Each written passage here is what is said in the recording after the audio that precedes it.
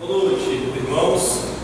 Vamos abrir as nossas Bíblias para o livro de Tiago. Já começamos a falar um pouco sobre esse livro hoje pela manhã. Nós queremos uma carta bem prática, muito diferente daquilo que nós encontramos nos escritos do apóstolo Paulo, uma carta teológica muito grande. Mas a preocupação aqui de Tiago são com questões corriqueiras do dia a dia da nossa vida cristã.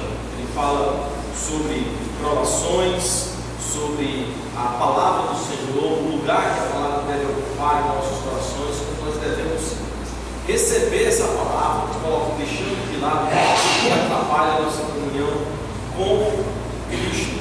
Fala sobre a questão de fé e obras. Você diz que tem fé, mas você tem que mostrar as obras como reflexo dessa fé que você diz ter abraçado. Fala dos pecados da língua, dos problemas que acontecem no seio da igreja, na comunidade cristã, em função do mau uso da língua. Ele coloca exemplos que são do dia a dia, como por exemplo o leme de um navio, uma pequena parte do navio, mas ele comanda todo o navio, né? Da mesma forma, as rédeas do cavalo conseguem dominar toda aquela força que o cavalo tem. Então é um pequeno detalhe. A língua também, do mesmo modo, nós devemos saber cuidar e usar muito bem a nossa língua. Mas o que nós gostaríamos de considerar está no capítulo 4. Fala sobre a vontade de Deus, escolhendo o que fazer com a vontade de Deus. Capítulo 4. Eu gostaria de ler do versículo 11 ao versículo 17.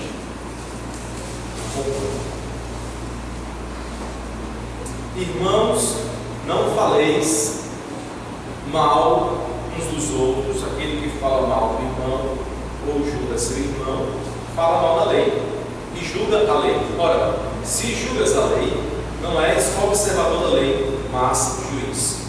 Um só é legislador e juiz, aquele que pode salvar e fazer perecer. Tu, porém, quem és que julgas ao próximo? Atendei agora vós que dizeis: hoje ou amanhã iremos para a cidade tal, e lá passaremos um ano, e negociaremos, e teremos lucros. Vós não sabeis o que sucederá amanhã, que é a vossa vida. Sois apenas como neblina que aparece por um instante e logo se dissipa. Em vez disso, devias dizer: se o Senhor quiser, não só viveremos, como faremos isto ou aquilo. Agora, entretanto, vos jactais das vossas arrogantes pretensões. Toda jactância semelhante a essa é maligna. Portanto, aquele que sabe que deve fazer o bem e não o faz, nisso está pecando. Vamos orar mais uma vez. Pai querido, pedimos a tua bênção para esse momento tão especial, a exposição da tua palavra. Que o Senhor me abençoe, que o Senhor cuide do nosso coração, tenhamos sabedoria suficiente para recebê-la de bom grado e aplicá-la em nossas vidas. Te agradecemos e oramos em Cristo Jesus. Amém. Amém. Tiago aqui começa falando no capítulo 4 de guerra e vai terminar falando sobre a vontade de Deus. Muito provavelmente a questão da guerra, quando nós vivemos em guerra, muito provavelmente é porque nós não estamos dentro da vontade de Deus, se é que essa guerra não era uma luta por fazer aquilo que é o certo. Não era o caso aqui. A guerra aqui, referida no capítulo 4, não era uma luta que os irmãos estavam tendo para fazer a vontade de Deus. Muitas vezes, para fazer a vontade de Deus, nós precisamos batalhar, mas não é essa guerra que ele está se referindo aqui. Estar fora da vontade de Deus sempre é algo ruim.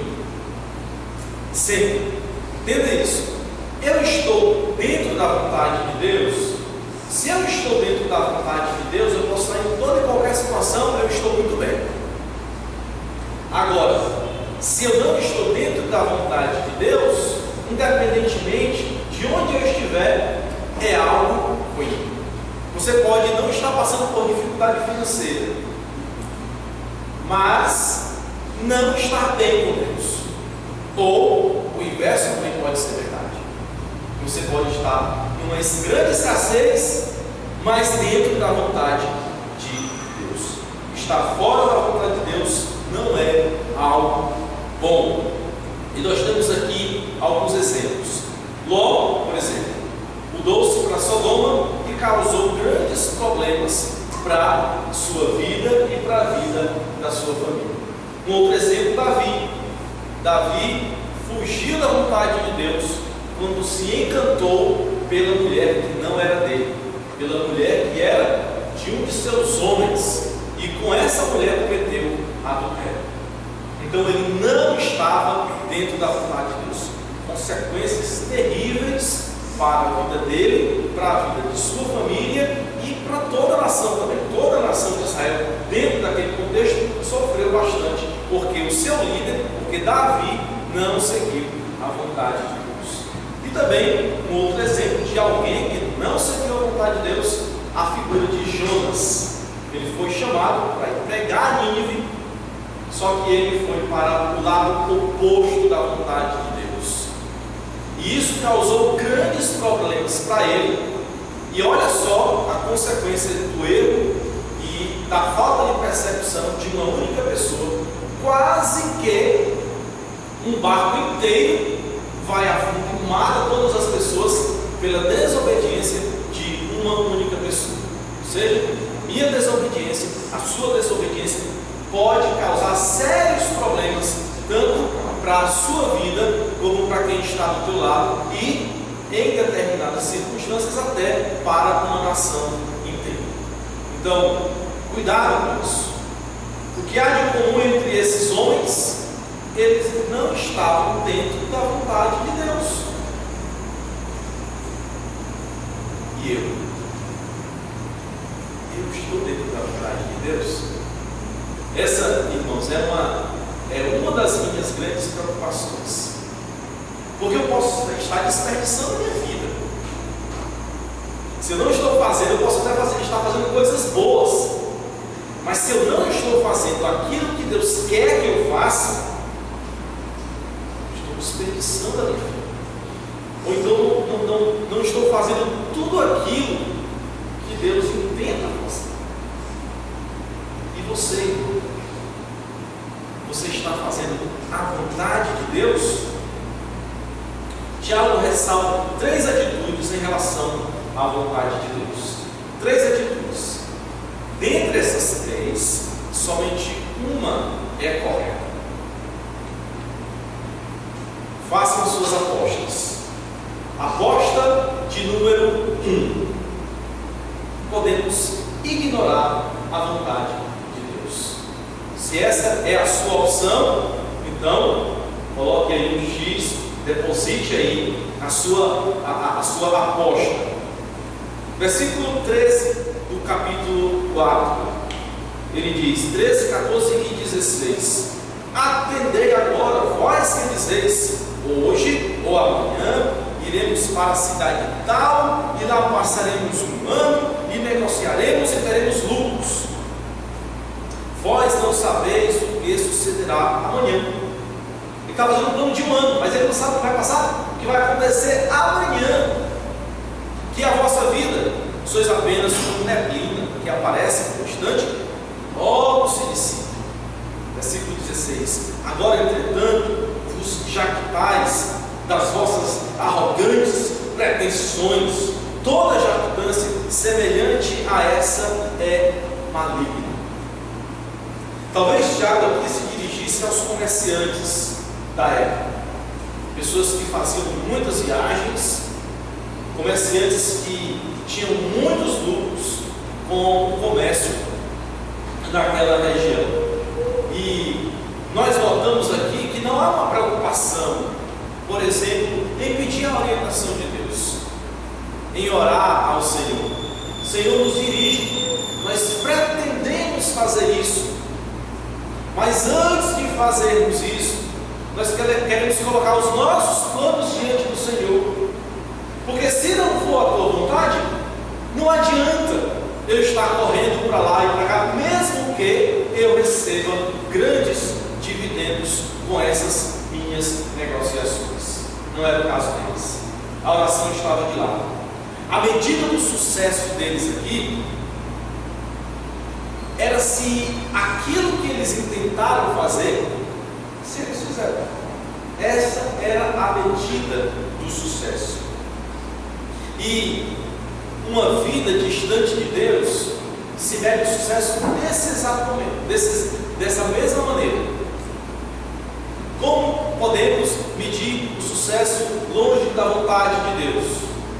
É fazendo planos, executando exatamente como nós planejamos, ganhando muito dinheiro e logo eu tenho adquirir sucesso. Sou um bem-sucedido. No mundo cristão, dentro do cristianismo, o sucesso não é somente isso. Pode até envolver isso, quando há a bênção de Deus, quando há a direção de Deus para isso. Pode até envolver isso, mas não necessariamente e em todos os casos.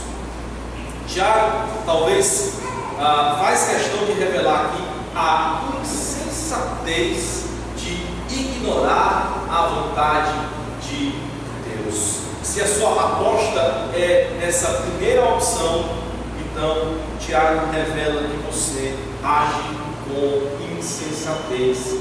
Tiago revela que você age com loucura. Versículo 13, por exemplo, ele vai falar sobre a complexidade da vida. Atendei agora, vós que dizeis, hoje ou amanhã iremos para a cidade tal, e lá passaremos o ano, e negociaremos e teremos lucros. Nós não sabemos de absolutamente nada. De repente, alguém que nós não conhecemos saiu de casa e desde manhãzinha cedo está bebendo aí. E daqui a pouco nós fizemos planos, diversos planos para amanhã, daqui a um mês, daqui a um ano, daqui a 10 anos. E esse louco que passou o dia todo bebendo, ele pega o carro dele e de repente atropela alguém que fez diversos planos.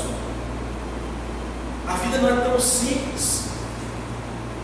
E nós agimos muitas vezes como se a vida fosse simples e como se nós tivéssemos domínio totalmente da vida, como se a vida estivesse completamente em nossas mãos.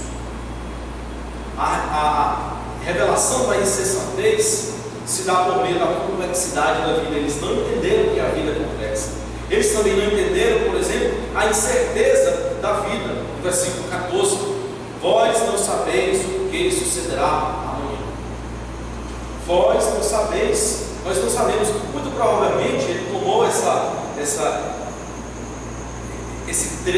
trecho aqui de Provérbios capítulo 27, versículo 1, quando diz: não te glories no dia de amanhã, porque não sabes o que trará a luz. Nós não sabemos o que nos sucederá amanhã. A nossa vida, ela é incerta. Esses homens de negócios faziam planos para o ano inteiro, quando na verdade não era capaz de sequer prever o que iria acontecer no dia seguinte. Mas eles faziam planos para o ano inteiro. Atitude muito parecida com a do fazendeiro, em Lucas capítulo 12. Vamos lá em Lucas 12. A partir do versículo 16. Elias se proferiu ainda uma parábola, dizendo: o campo de um homem rico produziu com abundância. E arrazoava consigo mesmo, dizendo: o que farei? Pois não tenho onde recolher os meus frutos. E disse: farei isto: destruirei os meus celeiros, reconstruí-los-ei maiores, e aí recolherei todo o meu produto e todos os meus bens. Então direi à minha alma: tens em depósito muitos bens, para muitos anos, descansa, come e bebe e regala-te. Mas Deus lhe disse: louco, esta noite te pedirão a tua alma, e o que tens preparado, para quem será?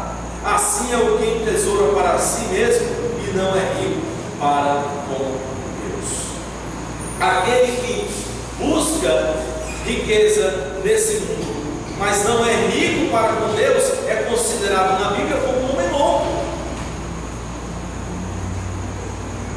Devemos agir considerando a incerteza da vida. A vida é incerta para nós, mas a vida não é incerta para Deus. E isso é por isso que nós devemos seguir a vontade de Deus, porque eu sigo a vontade daquele que a vida, para quem a vida não é incerta. Para nós a vida, ela é sempre incerta. Outro detalhe que revela essa insensatez é a brevidade da vida. Voltando lá para Tiago, a complexidade da vida, a incerteza da vida, agora a brevidade da vida. Ainda no versículo 14, no finalzinho, que é a vossa vida. Sois apenas como neblina que aparece por instante e logo se dissipa. Esse aqui é um tema recorrente na Bíblia. Em diversos lugares da Bíblia nós podemos encontrar trechos que tratam da vida como sendo algo breve. Em Jó, capítulo 7, os meus dias são mais velozes do que a lançadeira do tecelão. Capítulo 7, versículo 9: tal como a nuvem se desfaz e passa, assim também é a nossa vida. Jó, capítulo 8, versículo 9: porquanto nossos dias sobre a terra são como a sombra. Jó ainda, capítulo 9: os meus dias foram mais velozes do que um corredor, e assim por diante. A nossa vida, ela é breve. Geralmente nós comemoramos aniversário quando se completa o ciclo de quantos dias? 365 dias. Aí nós convidamos os amigos, né? Compramos um bolo, uma torta, um bolo na grife do bolo, né? Então, alguns refrigerantes e tal, e aí a gente faz aquela festa, damos parabéns, aquele negócio, chama o pastor, de oração, nós comemoramos assim. Mas de acordo com o texto aqui, nós deveríamos comemorar nosso aniversário todos os dias, como se completasse o ciclo de apenas 24 horas. Eu não sei o que vai nos suceder amanhã. A cada aniversário contamos os anos de nossa vida, mas Deus nos diz para contar os dias.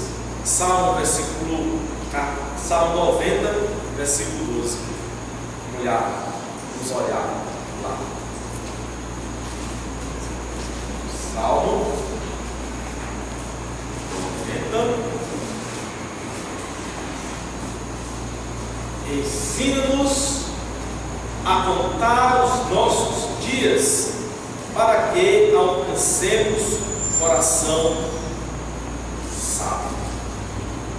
É agir com sabedoria, irmão, considerar a brevidade da vida. E também, no versículo 16, a fragilidade do ser humano. Versículo 16, agora, entretanto, vos jactais das vossas arrogantes pretensões. Toda jactância semelhante a essa é maligna. Essas pessoas conhecem a vontade. A jactância do ser humano serve apenas para encobrir uma fragilidade nossa. Nós somos fracos. E muitas vezes nos apresentamos como jactanciosos, como homens e mulheres fortes, que ninguém consegue abalar. Mas Deus conhece o nosso coração. Toda essa demonstração de força é apenas para esconder toda a nossa fragilidade. A jactância é o desejo que nós temos de fazer absolutamente tudo como nós planejamos. A nossa jactância é o desejo que há no seu coração e é o desejo que há no meu coração de assumir um papel que não é nosso. Por isso nós não agimos com humildade, porque nós desejamos agir com Deus. Então essa é a primeira aposta: ignorar a vontade de Deus.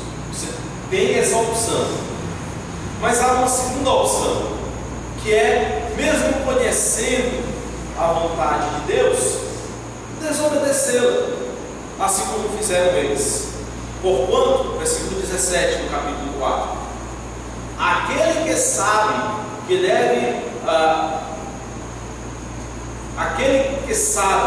deve fazer o bem e não faz, nisso está pecando. É possível. Ele fala isso porque é possível saber e não querer fazer.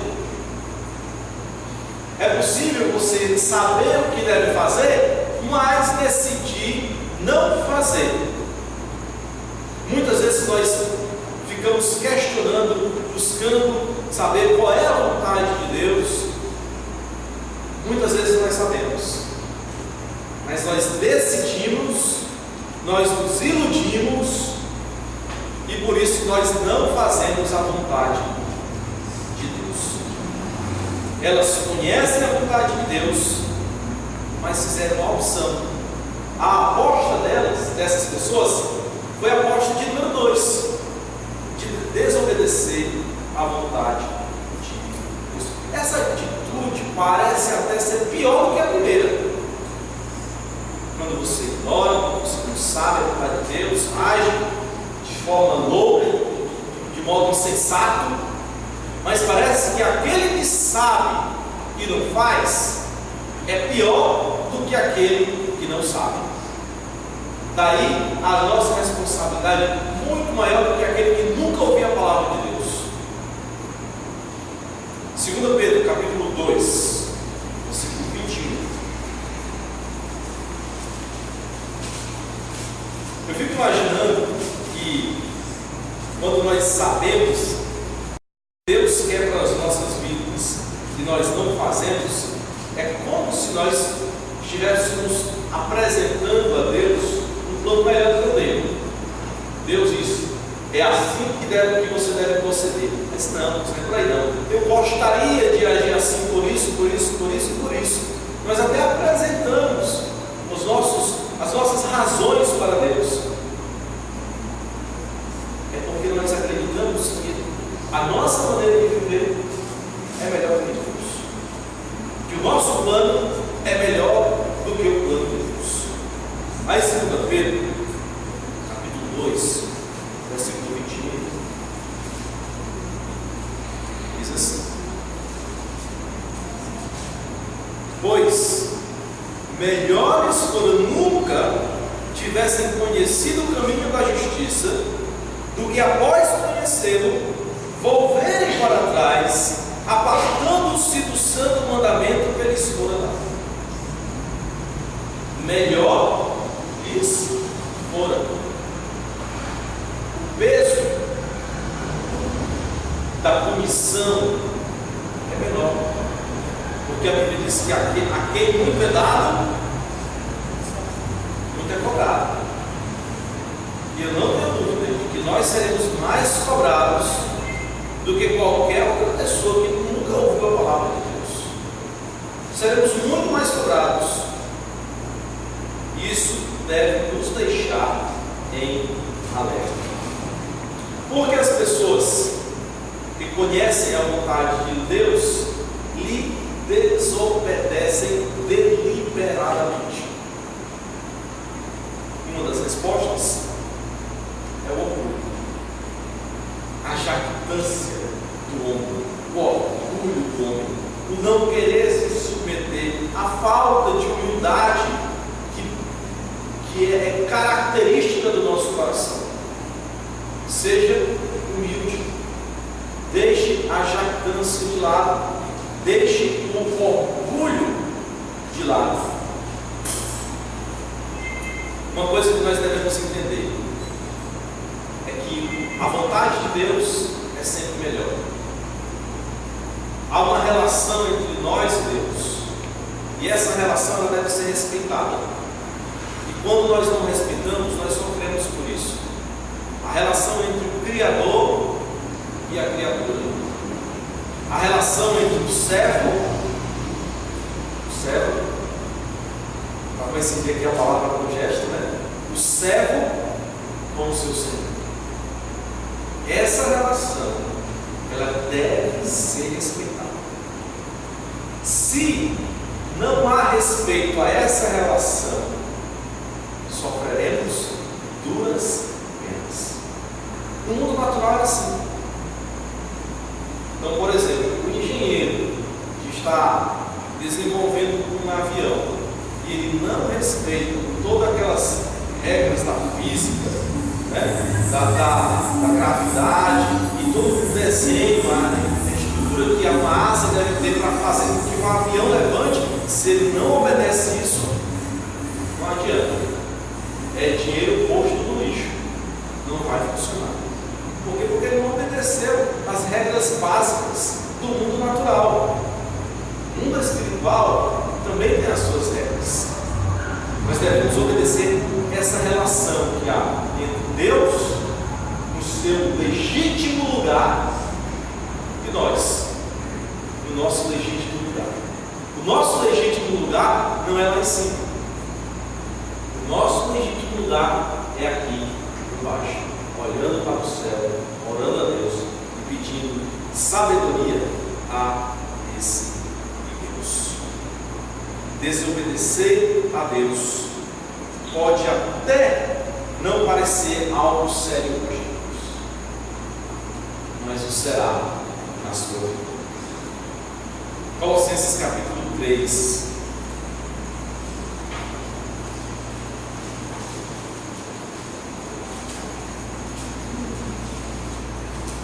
Colossenses 3, 22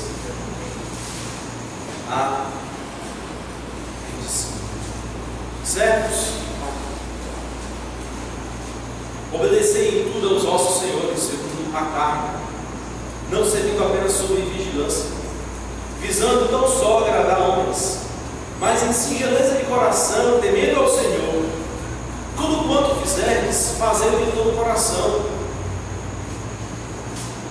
como para o Senhor, e não para homens, cientes de que recebereis do Senhor a recompensa da herança.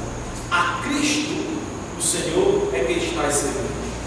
Pois aquele que faz injustiça receberá em troco a injustiça feita. E nisto não há acepção de pessoas. Versículo 25. Pois aquele que faz injustiça receberá em troco a injustiça feita. E nisto não há acepção de pessoas.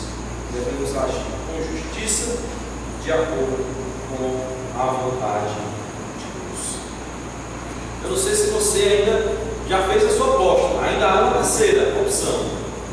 Se a sua aposta é ignorar a vontade de Deus, pode seguir. Vai quebrar a cara.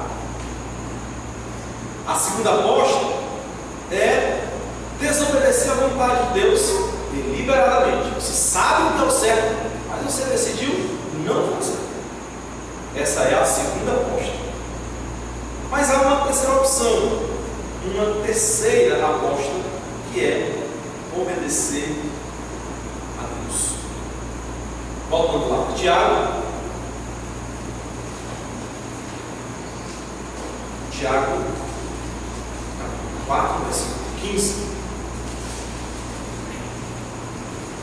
em vez disso, devias dizer: se o Senhor quiser, não só viveremos, como faremos isto ou aquilo.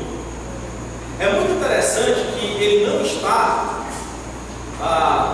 dizendo que o planejamento é algo negativo. E você pode até planejar: eu vou viajar para tal canto, e vou negociar lá, e vou fazer aquilo, e vou retornar, e vou fazer outra viagem, e o meu plano daqui a 5 anos eu quero estar nesse lugar, e daqui a 10 anos ali, e daqui a 15 anos naquele outro lugar.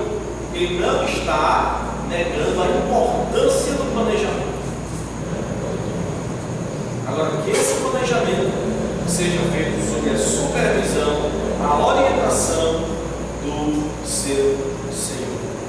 Se o Senhor quiser, aí o negócio funciona, aí o negócio é diferente, porque ele já estabeleceu no seu coração que se o Senhor não quiser, para ele, está tudo bem.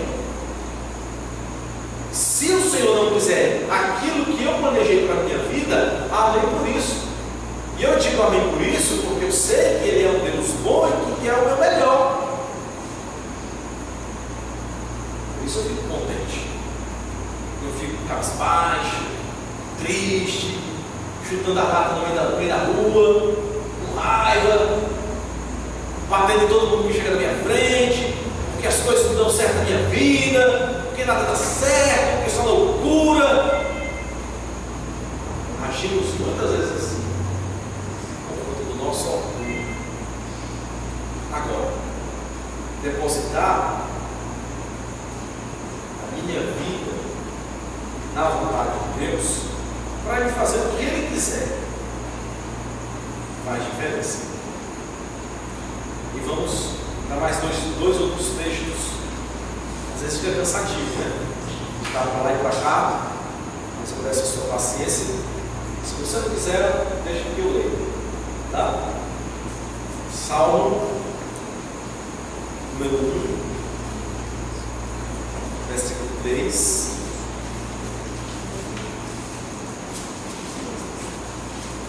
Salmo 3.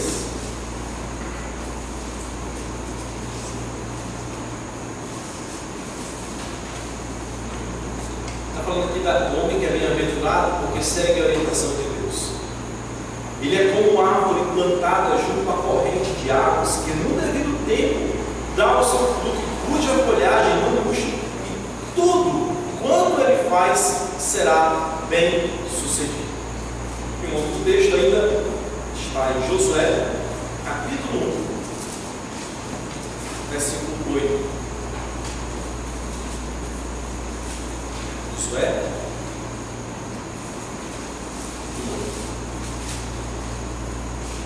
Não cesses de falar deste livro da lei, antes medita nele de dia e de noite, para que tenhas cuidado de fazer segundo a tudo quanto nele está escrito. Então farás prosperar o teu caminho e serás bem sucedido. Eu observei a palavra de Deus, eu observei aquilo que a Bíblia fala, e eu decidi seguir, fazer diferente daqueles que apostaram na primeira opção, na segunda opção. Eu quero fazer a vontade de Deus, e eu entendo que fazendo a vontade de Deus, todas as outras coisas me serão acrescentadas. Então o que eu vou dizer é: se o Senhor quiser, se o Senhor quiser. Olha, se o próprio Cristo, quando ele pediu lá no Getsemane para que o Senhor retirasse dele aquele cálice, aí ele diz no final: mas não seja feita a minha vontade, seja feita a tua vontade. Aí lá, quando os discípulos: Senhor, ensina a gente a ir orar, mas não sabemos orar. Aí ele começa lá o Pai Nosso. Aí o final é a vontade de Deus que prevalece.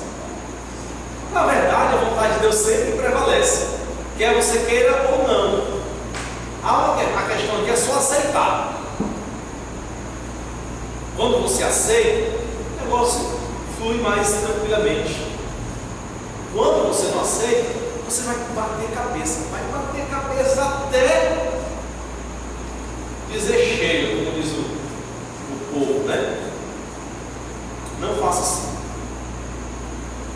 Observe aquilo que Deus tem para a sua vida. A relação do cristão com essa vontade de Deus é uma experiência crescente. Você não vai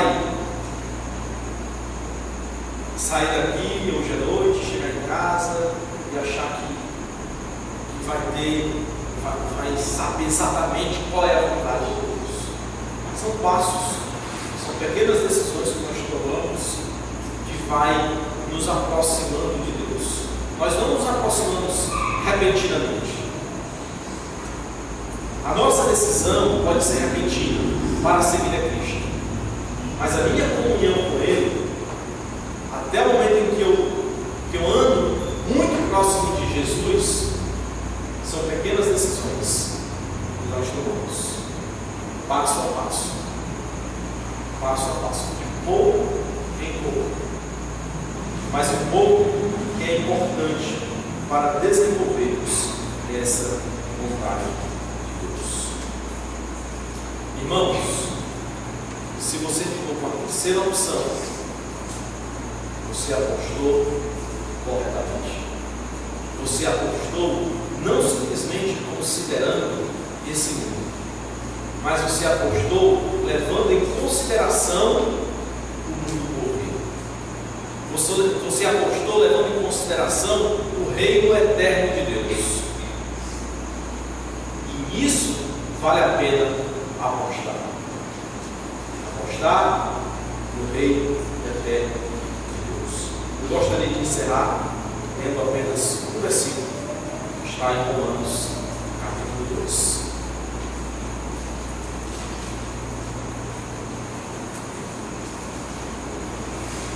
De Romanos 12, versículo 2.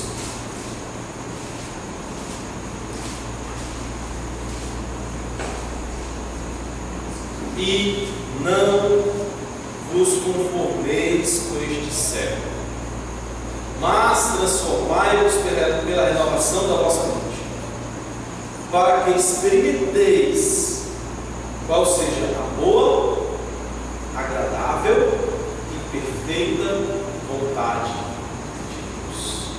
Vamos orar mais uma vez. Pai querido, ajuda o teu povo a deixar o orgulho de lado, deixarmos de ser jactanciosos e decidirmos fielmente seguirmos a tua vontade. Isso significa anular a nós mesmos. Mas se esse é o caso, se só conseguiremos fazer a tua vontade dessa maneira, que assim seja feito. O Senhor nos ajude, Deus. Cuida da nossa vida. Queremos experimentar essa tua vontade. Fazemos a opção pelo número 3 de seguirmos a tua vontade. Queremos te agradecer em Cristo Jesus.